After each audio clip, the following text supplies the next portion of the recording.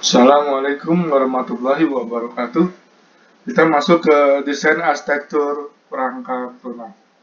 Bagian ini merupakan bagian yang akan digunakan sebagai tugas akhir mahasiswa untuk kuliah rekayasa perangkat lunak.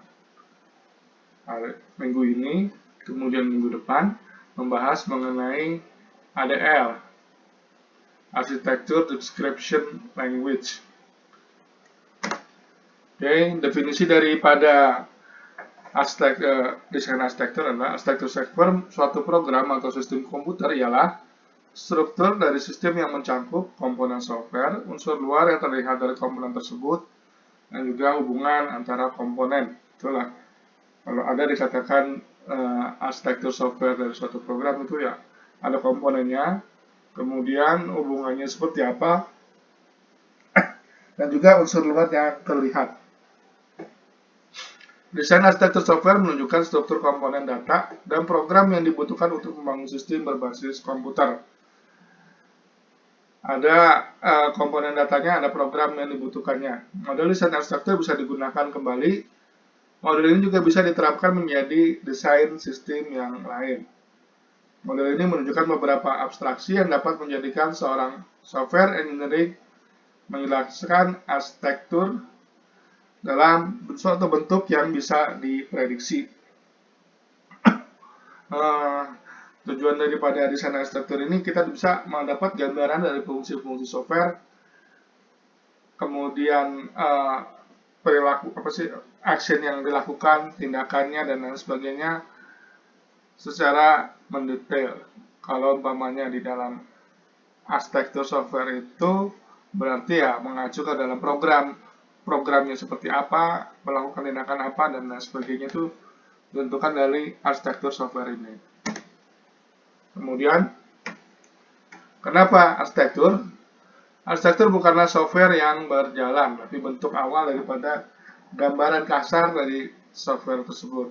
Kalau di rumah, bentuk arsitekturnya itu ya mencakup gambar arsitektur, gambar rumah tersebut seperti apa. Begitu juga dengan arsitektur, ini gambaran daripada software yang akan bekerja itu seperti apa.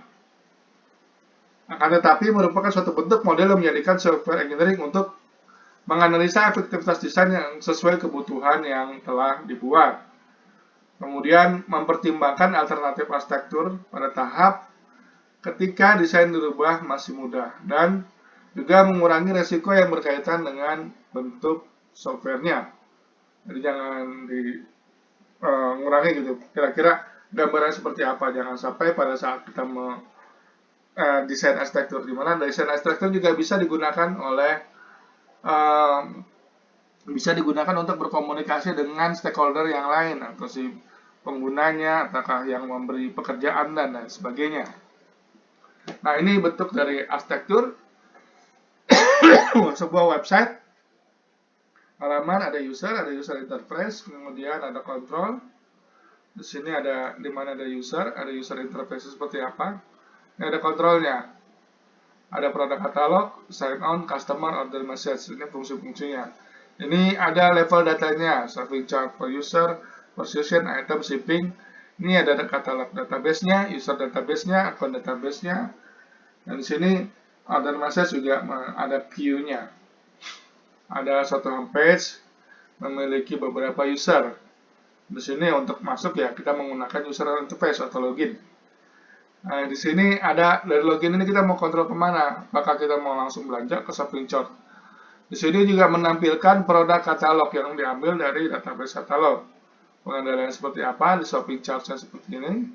Sudah masuk ke setelah dia memilih barangnya, kemudian masuk dikirim ke order message, kemudian masuk ke queue atau antriannya. Customer ini memiliki masing-masing customer memiliki account yang tersimpan di database. Setelah masuk dia ke sign on, masuk ke user database, apakah dia customer ataukah dia admin ataupun apa yang lainnya. Nah, inilah salah satu gambaran dari sistem arsitektur software. Kenapa arsitektur itu penting? Karena dengan adanya arsitektur software memudahkan komunikasi antara semua pihak stakeholder yang tertarik dalam pengembangan sistem berbasis komputer. Pembuatan arsitektur menunjukkan keputusan awal yang akan memiliki sebuah penemuan yang lain yang berdampak pada semua pekerjaan software engineering yang mengikutinya, dan penting pada kesuksesan utama dalam sistem juga dalam bagian operasional. Arsitektur terdiri dari bagian kecil, mode intelektual yang bisa dibayangkan bagaimana sistem terstruktur dan bagaimana komponen bekerja bersama-sama. Nah, ini penjelasan dari architectural description dari sistem arsitektur software seperti apa, dijelaskan oleh IEEE. IEEE Computer System ada standarnya itu 1471/2000, Recommended Practice for Architectural Description of Software Intensive System. Ini untuk mengurangi penafsiran yang kita digunakan bahasa Inggris. To establish a conceptual framework and vocabulary for use during the design of software architecture. Ada konsep-konsep frameworknya, bentuk-bentuk dasarnya, dan juga ada kata-kata yang digunakan di dalam mendesain arsitektur dari software. To provide detailed guideline for representing an architectural description and encourage sound architectural design practices. Menyediakan panduan secara detail yang menampilkan penjelasan daripada arsiteknya, dan juga membantu melibatkan dari stakeholder untuk mendesain arsitek secara nyata gitu ya. IEEE standard define architectural description as a collection of product to document and architecture. Standar juga menentukan penjelasan daripada arsitektur, di mana kumpulan daripada produk menjadi dokumen dalam bentuk arsitekturnya.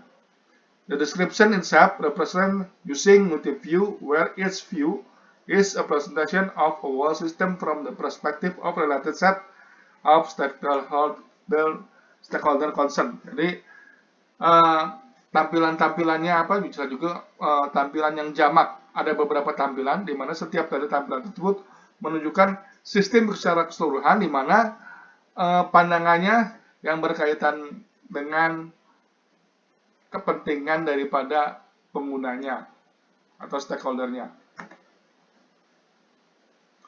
Proses dari desain arsitektural yang pertama itu langkah dasarnya, yaitu pembuatan desain data.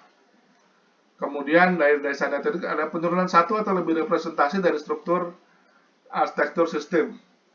Kemudian kita analisis gaya arsitektur alternatif untuk memilih yang paling cocok dengan kebutuhan pelanggan dan atribut kualitas. Nah, ini kemudian dielaborasi arsitektur berdasarkan gaya arsitektur yang dipilih. Perancang basis data membuat arsitektur data untuk sistem untuk mewakili komponen data. Arsitek sistem memilih gaya arsitektur yang sesuai yang diperoleh selama rekayasa sistem dan analisa persyaratan perangkat lunak. Nah, ini bentuk dari proses desain arsitek. Kemudian, penekanan pada komponen perangkat lunak adalah arsitektur perangkat lunak memungkinkan seorang software engineering atau insinyur perangkat lunak menganalisa efektivitas desain dalam memenuhi persyaratan yang dinyatakan. Dan dalam membuat software, kita membuat persyaratan seperti apa. Pertimbangkan alternatif arsitektur pada tahap kita pembuatan perubahan desain masih relatif mudah. Setelah dibuat arsitektur seperti apa, kita sajikan saja alternatif daripada arsitekturnya. 1, 2, kemudian dipilih mana yang paling tepat. Kemudian juga mengurangi resiko yang terkait dengan pembangunan perangkat lunak. Dari sini kita bisa mengurangi resiko saja yang pada saat membuat perangkat lunak itu bisa meminimalkan dengan arsitektur yang ada. Fokus ditempatkan pada komponen perangkat lunak, yaitu pertama itu modul programnya seperti apa. Apakah kita menggunakan OOP, maka harus ada kelas berorientasi objeknya. Kemudian penggunaan basis data dan juga middleware. Middleware ini suatu fasilitas di mana digunakan untuk mengacu kepada aplikasi third party yang digunakan di dalam pembuatan softwarenya. Kadang-kala kita membutuhkan middleware untuk mempercepat pembuatan daripada software.